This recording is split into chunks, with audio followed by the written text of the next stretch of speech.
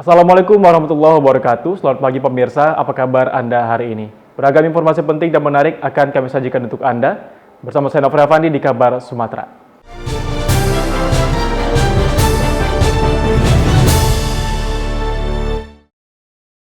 Pemirsa Media Kreatif Indonesia selaku Corporation Partner TV One Biro Sumatera menggelar buka puasa bersama dengan tema silaturahmi dan kebersamaan. Acara ini digelar untuk semakin mempererat hubungan kerjasama bersama relasi dan klien.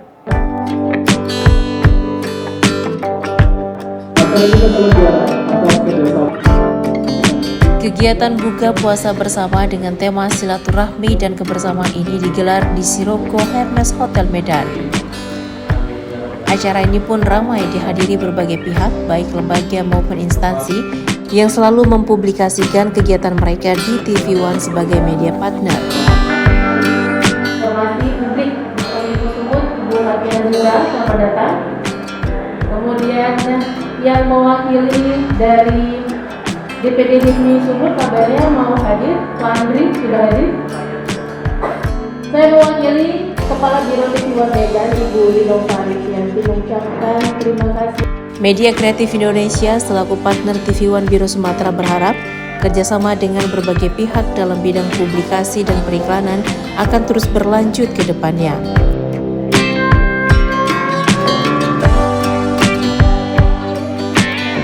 Saya mau media kreatif memberikan satu spot iklan gratis kepada klien yang ada di sini. Gimana? Setuju ya?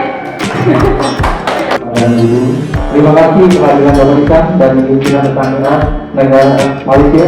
Selamat hadir Pak. Media kita adalah Biro Sumatera rating pertama untuk mensupport iklan dari daerah. Alhamdulillah. Tentunya Media Kreatif Indonesia akan selalu memberikan pelayanan dan penawaran menarik untuk memberikan kepuasan bagi para kliennya.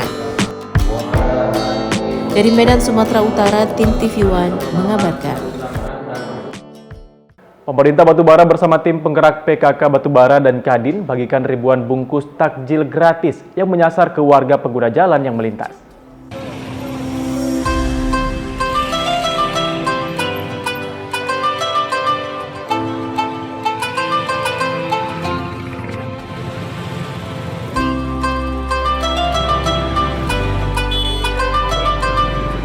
Ketua TPPKK Kabupaten Batubara, Maya Indriasari Zahir bersama tim tur langsung membagikan 2.000 bungkus takjil secara gratis kepada warga pengguna jalan yang melintas di Jalan Lintas Sumatera, Kecamatan Air Putih, Batubara, Kamis sore. Menurut Ketua TPPKK Batubara, Maya Indriasari Zahir, pembagian takjil gratis ini dilakukan secara rutin pada bulan Ramadan dengan berpindah-pindah tempat sebagai bentuk kepedulian kepada sesama di bulan suci Ramadan.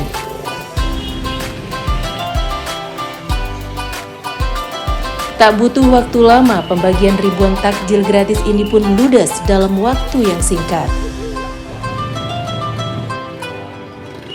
Tim berbagi berharap semoga takjil yang diberikan dapat bermanfaat sebagai makanan saat berbuka puasa baik di rumah maupun dalam perjalanan.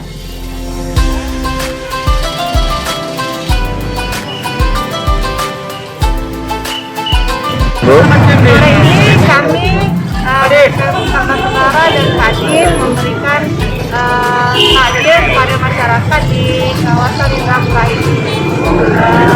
Kita memiliki hampir 2.000 paket takjil yang diberikan kepada masyarakat memberikan takjil gratis.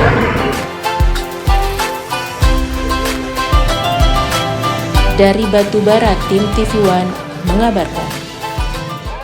Menyambut datangnya bulan suci Ramadan serta mewujudkan Asahan yang beriman dan bertakwa, petugas gabungan dari pemerintah Kabupaten Asahan menggelar razia hotel dan kos-kosan di Kota Kisaran. Dalam razia tersebut sebanyak 11 wanita dan 9 pria bukan suami istri diamankan petugas.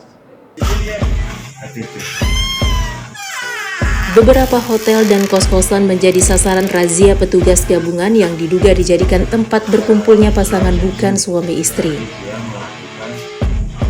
diduga melakukan perbuatan radikal. Petugas berhasil mengamankan belasan pasangan pria dan wanita masih remaja dalam razia tersebut.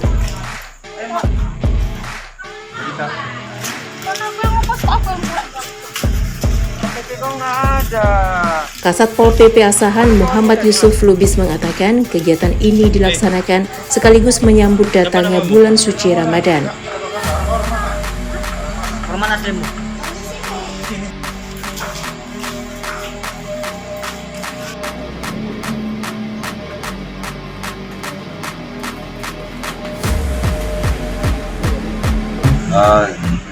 Kita ada memeriksa merazia hotel dan penginapan. Nah, dari hotel dan penginapan ini kita dapatkan ada beberapa pasangan yang bukan suami istri dan juga ada beberapa wanita yang tidak memiliki identitas. Nah, kemudian dapat kami sampaikan bahwa jumlah wanita itu ada 11 orang, prianya 9 orang. Terhadap para wanita dan pria yang terjaring akan dilakukan pendataan terlebih dahulu. Selanjutnya, mereka akan diberikan pencerahan agama sebelum dikembalikan kepada keluarganya masing-masing. Dari Asahan, Sumatera Utara, Jasa Manurung TV One mengabarkan. Masjid Agung Haji Ahmad Bakri merupakan masjid yang menjadi ikon pemerintah daerah Kabupaten Asahan, yang merupakan salah satu masjid terbesar di Sumatera Utara. Di saat bulan Ramadan, masjid ini dijadikan warga sebagai objek wisata religi maupun pusat pendidikan Islam yang mampu menampung sekitar 6.000 jamaah. Masjid Agung Haji Ahmad Bakri berada di Jalan Lintas Sumatera, Kota Kisaran, Asahan, Sumatera Utara, berada di area komplek kantor bupati dan alun-alun kota.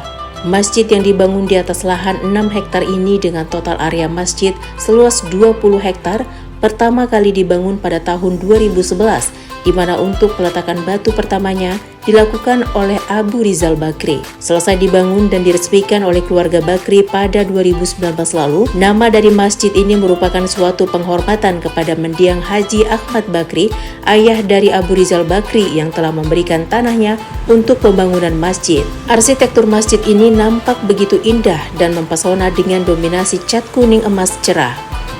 Memiliki 3 lantai, lantai 1 digunakan sebagai tempat wudhu dan perkantoran, lantai 2 dan 3 digunakan sebagai ruang salat utama yang di dalamnya juga penuh dengan nuansa keemasan. Interiornya kental dengan nuansa adat Melayu seperti didesain pintu dan jendela yang terbuat dari kayu berkualitas tinggi. Pada atap bagian tingkat kedua dibangun sebuah kubah besar dihiasi cincin berwarna kuning emas. Hampir seluruh bangunan masjid didominasi oleh warna putih dan warna kuning keemasan yang memiliki filosofi bahwa masjid sebagai tempat yang bersih dan dapat dimanfaatkan oleh masyarakat. Sebagai tempat ibadah, Masjid Ahmad Bakri ini juga diperuntukkan sebagai wisata religi, pusat pendidikan Islam Islamic Center, perpustakaan hingga terdapat miniatur Ka'bah yang mampu menampung 6.000 jamaah. Sebenarnya di setiap tahun kita sudah merencanakan program kegiatan di Masjid Agung ini, seperti pembinaan pengajian ada 320 pengajian. Khusus Ramadan ada tambahan program, yang pertama takjil dan sahur, itu disiapkan oleh BKM. Pengajian sebelum pelaksanaan sholat tarawih, dan juga berbagi kepada anak yatim yang rutin dan ditambah jumlahnya di bulan Ramadan ini. Juga nanti ada iktikaf di 10 terakhir bulan Ramadan, yaitu kita mengajak jamaah masyarakat muslim untuk berdiam di masjid, sekaligus kita sholat qiyamul lail, ada tausiah dan juga bareng untuk sahur. Dan nanti di hari raya pelaksanaan sholat id sebagaimana biasa. Dari Asahan, Sumatera Utara, Jasa Manurung TV One mengabarkan. Kembali di kabar Sumatera, pemirsa, Perkumpulan Sikh Siwaks Indonesia atau SSI Sumatera Utara berbagi paket sembako gratis kepada umat muslim dan warga kurang mampu, bertempat di halaman Masjid Raya Al-Masun, Jalan Sisingamangaraja, Kota Medan, Sumatera Utara. Kegiatan ini dilakukan sebagai wujud toleransi dan bentuk tanggung jawab sosial dan kepedulian umat Sikh terhadap sesama. Bakti sosial yang digelar di pelataran Masjid Raya Al-Masyun Sabtu 16 Maret 2022 lalu mendapat respon positif dari sejumlah warga maupun pengurus masjid. Sebanyak 1.000 paket sembako terdiri dari 5 ton beras, tepung, gula 1 ton, bubuk teh, dan sejumlah makanan ringan ini dibagikan oleh kelompok Sikh Siwaks Indonesia Sumut bekerjasama dengan pengurus Masjid Raya Al-Masyun dan petugas dari TNI serta Polri. Dalam pelaksanaannya, bantuan sembako ini diserahkan langsung oleh pengurus SSI Sumatera Utara dengan menerapkan protokol kesehatan dan menghindari penumpukan massa serta mengutamakan keamanan maupun keselamatan bersama. Jagjiwan Singh selaku Humas SSI Sumatera Utara mengatakan, kegiatan ini diharapkan dapat membantu meringankan beban masyarakat terlebih di saat sekarang ini, di mana sejumlah harga bahan pokok naik menjelang perayaan Hari Raya Idul Fitri yang tinggal beberapa hari lagi. Kita membagi-bagikan sembako seperti beras ya, sebanyak 5 ton, gula 1 ton, teh celup 100 kotak, biskuit lah dan lain-lain, keperluan pokok sembako. Ya, ini sebagai wujud toleransi dan kepedulian umat Sikh dan tim SSI kepada rakyat Kota Medan dan seluruh agama yang ada di Indonesia. Tim kita SSI ini sudah menjadi agenda kami yang kami lakukan rutin. Seperti tahun lalu kita sudah mengadakan pembagian takjil di Masjid Raya. Di tempat yang sama, Jalvinder Singh selaku pengurus logistik SSI Sumatera Utara mengatakan, kegiatan bakti sosial yang dilakukan oleh SSI Sumatera Utara tak terlepas dari bantuan semua pihak, baik pengurus SSI maupun donatur dari Palembang. Kami di sini juga bergerak, bukan hanya SSI, juga kami support dari umat-umat Sikh lain. SSI banyak elemen kelompok-kelompok masyarakat Punjabi Sikh. Nah, yang di sini turut membantu. Ada adik-adik dari Sikh Nojuan Group juga, kami sangat berterima kasih, apresiasi untuk membantu kami di sini. Semoga kami berharap apa yang kami berikan ini tentunya bukan menjadi untuk memenuhi kebutuhan, tapi paling nggak untuk membantu meringankan saudara-saudara kami menjalani puasa, dan kami berharap ke depannya toleransi ini dapat terjaga dengan baik. Kita berharap juga di waktu-waktu yang akan datang kita sehat semua dan kita bisa kembali melaksanakan ini kembali. Dari Medan, Sumatera Utara, Daud Sitohang, TV One mengabarkan.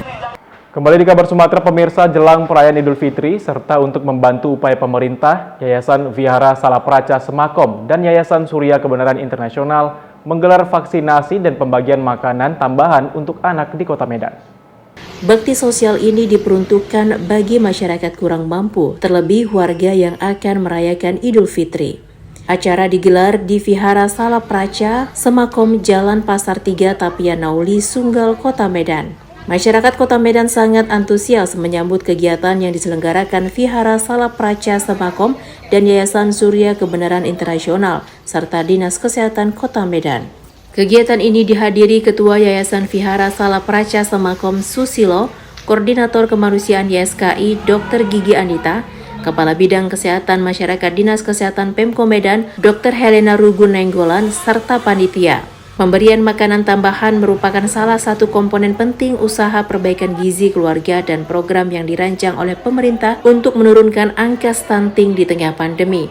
Masih banyak balita dan anak-anak yang mengalami kurang gizi, bahkan gizi buruk.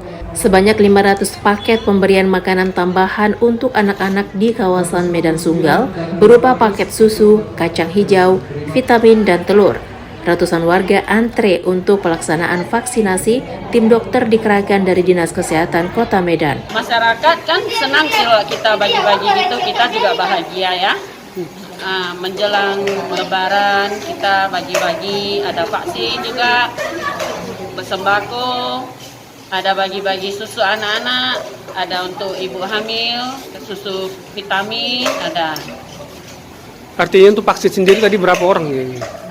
Sekitar 600-an. Artinya antusias warga sangat tinggi aja ya? Iya. Bakti sosial ini digelar sebagai bentuk sosial kemanusiaan Yayasan Vihara Sala Praca Samakom dan Yayasan Surya Kebenaran Internasional terhadap perkembangan pertumbuhan anak serta membantu pemerintah percepatan vaksinasi di Kota Medan. Dari Medan, Sumatera Utara, Martinus Sitorus, TV One mengabarkan. Program pengembangan kapasitas usaha serentak di 62 kota se-Indonesia secara hybrid yang digelar BUMN Permodalan Nasional Madani berkolaborasi dengan Bank Rakyat Indonesia dan Pegadaian berhasil menorehkan 2 rekor muri pada Selasa lalu. Raihan 2 Museum Rekor Dunia Indonesia meliputi kategori pelatihan literasi keuangan secara serentak perempuan terbanyak yang diikuti 23.000 peserta, kemudian pembukaan rekening secara serentak oleh perempuan terbanyak, yaitu 23.000 rekening tabungan simpanan masyarakat pedesaan ultramikro. Penyerahan penghargaan 2 rekor muri tersebut dilaksanakan oleh Andre Purwandono selaku Senior Customer Relation Manager Muri kepada Sunar Basuki selaku Direktur Operasional PNM pada acara pelatihan literasi keuangan yang digelar di Hotel Santika Premier Diandra Medan Selasa lalu. Kegiatan dihadiri Direktur Operasional PT PNM Sunar Basuki, Direktur Teknologi Informasi dan Digital Pegadaian Teguh Wahyono, Ultra Micro Business Division Head Bank Rakyat Indonesia Novian Supriyatno, serta tamu undangan lainnya. Hingga April, PT PNM telah menyalurkan pembiayaan sebesar 123,02 triliun kepada nasabah PNM Mekar yang berjumlah 11,8 juta orang. Saat ini PNM memiliki 3.673 kantor layanan di seluruh Indonesia yang melayani UMK di 34 provinsi, 443 kabupaten kota, dan 5.006 kecamatan. Nah, jadi begitu program digitalisasi jalan, di PNM sudah pulih, sudah 100% digitalisasi. Dan mulai cairan, kita sudah digital. Tapi nasabah-nasabah kita yang memang representasi dari masyarakat prasejahtera itu belum siap. Jadi kalau kita mau melakukan mobile banking, ya mereka jangankan melakukan itu, mengenal mobile banking apa, terus mereka ada juga yang buka huruf. Jadi kendala-kendala seperti itu yang kita hadapi sehari-hari, bahwa memang itu harus gradual tahap demi tahap. Dari Medan, Sumatera Utara, Martinus Sitorus, TV One mengabarkan. Sambut perayaan Paskah dan membantu pemerintah dalam percepatan vaksinasi, pada Sabtu lalu Yayasan Surya Kebenaran Internasional bersama Forum Diakonia Dokter Sumatera Utara menggelar vaksinasi dan pembagian makanan tambahan untuk anak di daerah pinggiran rel TK Edenia, Perumnas Mandala, Kota Medan.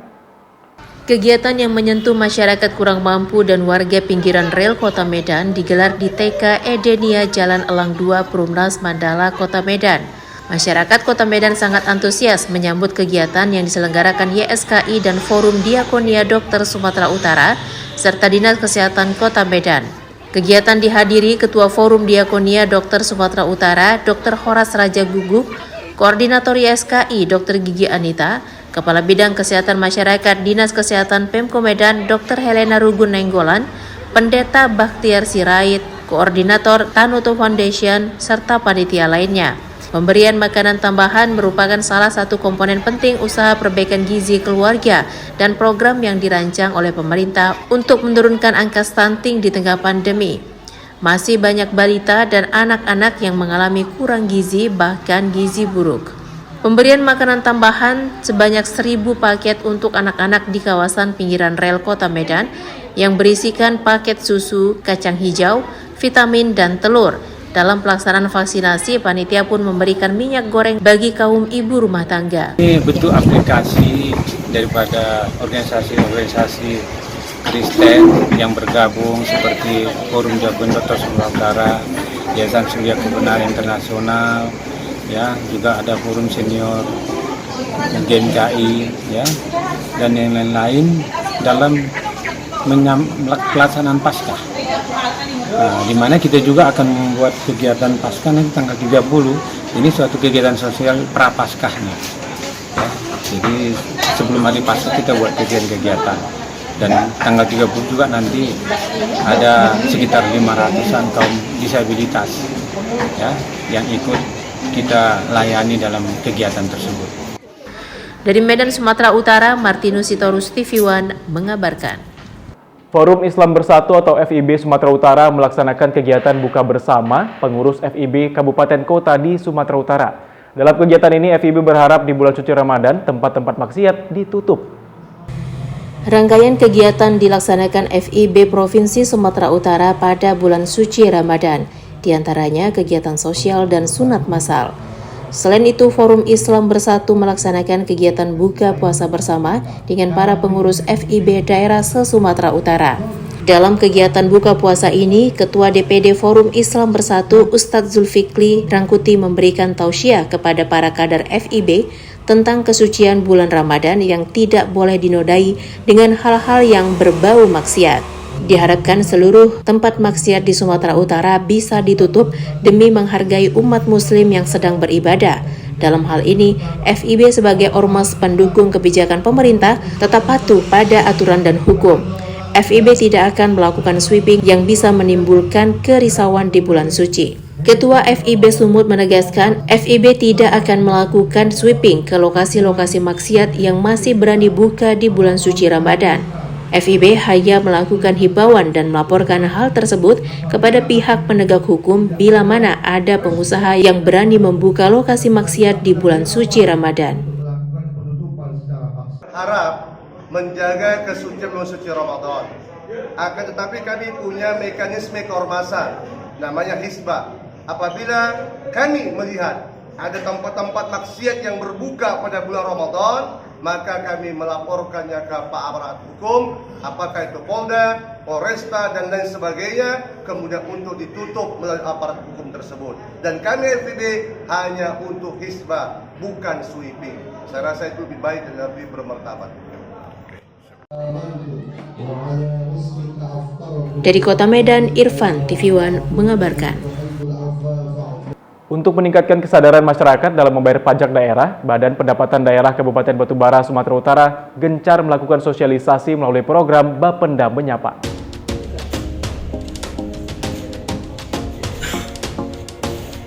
Program Bapenda Menyapa digagas Kepala Badan Pendapatan Daerah Batubara, Rijali, dibuat dalam format audiovisual dan diunggah ke berbagai platform media sosial seperti YouTube, Facebook, Instagram, dan lain sebagainya.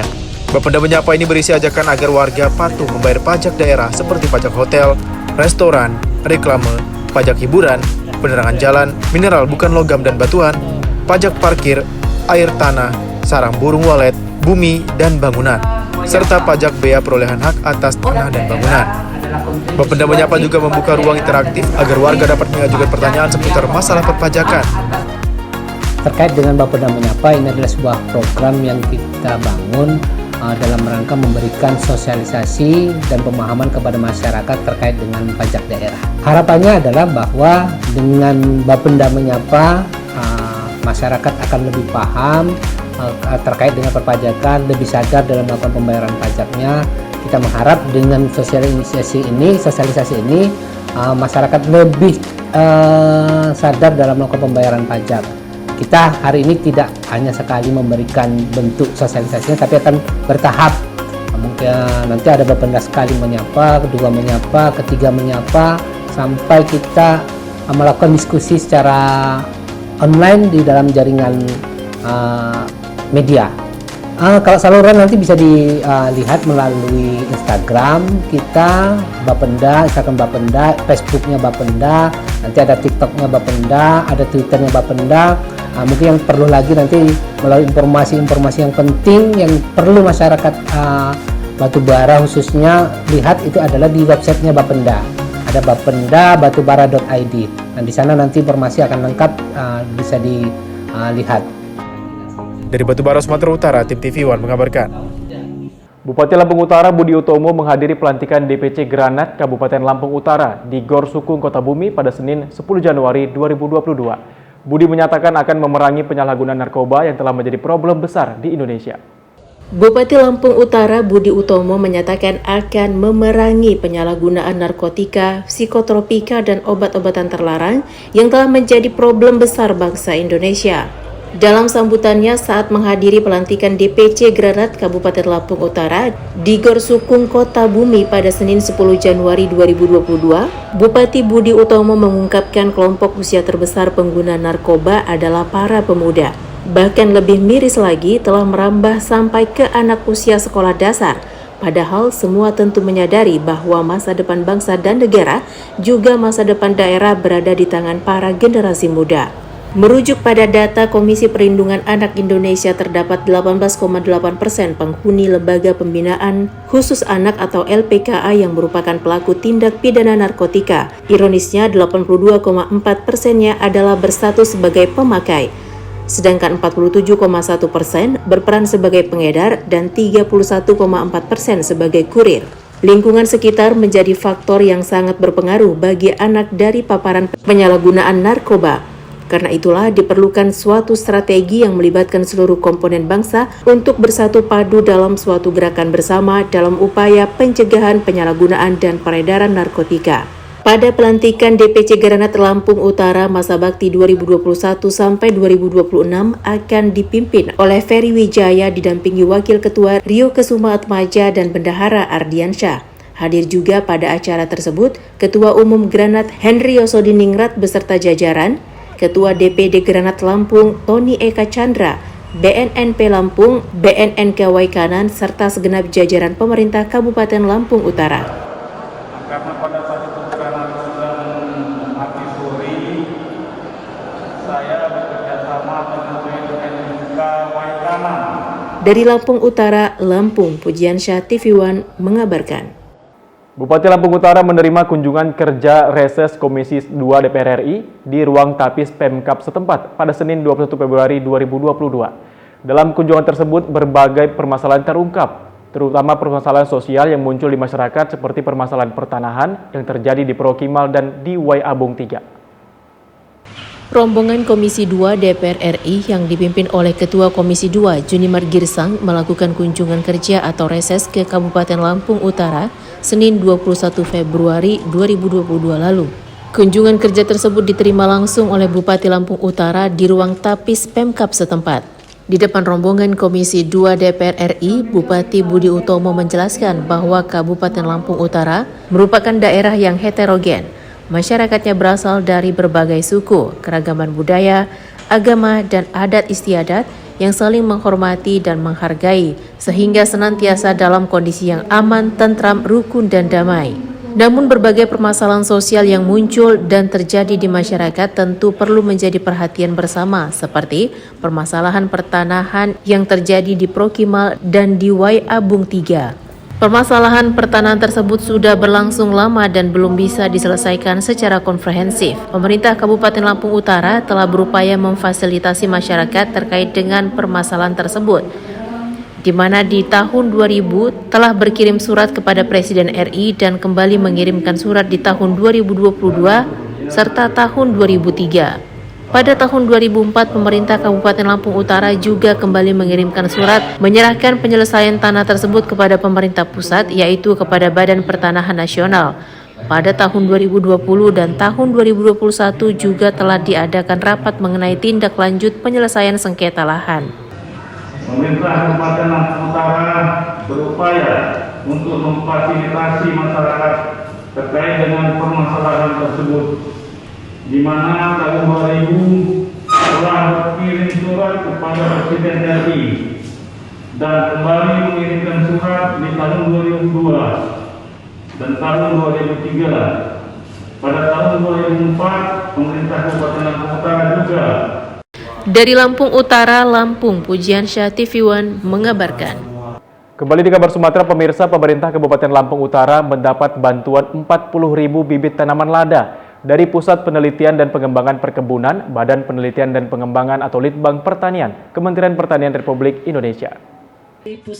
Penyerahan bantuan 40.000 bibit tanaman lada dilakukan secara simbolis oleh Dr. Insinyur Gusmaini selaku peneliti pada Puslitbang Perkebunan Badan Litbang Pertanian Kementerian Pertanian RI dan diterima langsung oleh Bupati Lampung Utara Budi Utomo di Desa Pekurun Udik, Kecamatan Abung Pekurun pada Kamis 24 Maret lalu. Dalam sambutannya, Bupati Budi Utomo mengucapkan terima kasih dan memberikan apresiasi tinggi kepada Kementerian Pertanian, khususnya kepada Pusat Penelitian dan Pengembangan Perkebunan Badan Penelitian dan Pengembangan Pertanian. Pemberian bibit tanaman lada ini menjadi penyemangat untuk terus berkomitmen mengembalikan kejayaan lada di Lampung Utara. Di Kabupaten Lampung Utara, luas lahan perkebunan lada sebanyak 11.663 hektar, di mana luas lahan yang produktif sebesar 9.272 hektar dengan jumlah produksi 3.500 ton per tahun atau tingkat produktivitasnya 377 kg per hektar, di mana jumlah petani lada sebanyak 16.724 kepala keluarga. Bantuan 40.000 bibit lada ini akan disalurkan melalui Dinas Pertanian kepada beberapa kelompok tani di 3 kecamatan yang menjadi bagian kawasan pengembangan tanaman lada, salah satunya di Kecamatan Abung Pekurun. Berkomitmen sudah ada 14 kecamatan yang sudah siap untuk menerima bantuan-bantuan bibit lada ke depan, karena kita ingin Lampung Utara ini lahan ladanya jaya kembali sebagaimana simbol daerah Kabupaten Lampung Utara. Nah, inilah menugaskan penyuluh pertanian perkebunan untuk memotivasi dan mengedukasi masyarakat untuk kembali ke tanaman lada, di mana tanaman ubi kayu itu kan sifatnya hanya singkat sementara tanaman lada bisa juga kembali menyuburkan lahan. Dari Lampung Utara, Lampung, Pujiansyah TV One mengabarkan. Pihak tergugat 3 hadirkan saksi ahli terkait pembunuhan Ciko alias Taslim dalam sidang perdata yang digelar di Pengadilan Negeri Tanjung Balai Karimun, Kamis 14 April 2022. Sidang perdata terkait kasus pembunuhan berencana pada tahun 2002 silam terhadap Ciko alias Taslim terus bergulir. Anak korban almarhum Ciko terus berupaya mencari keadilan atas kematian bapaknya. Adapun sidang yang digelar dengan agenda mendengarkan saksi-saksi baik dari pihak penyidik maupun saksi ahli terus dihadirkan di pengadilan. Adapun saksi ahli yang dihadirkan oleh pihak tergugat merupakan ahli di bidang pidana, yakni Profesor Dr. Alpi Sukrian yang juga merupakan dokter Universitas Sumatera Utara di Medan.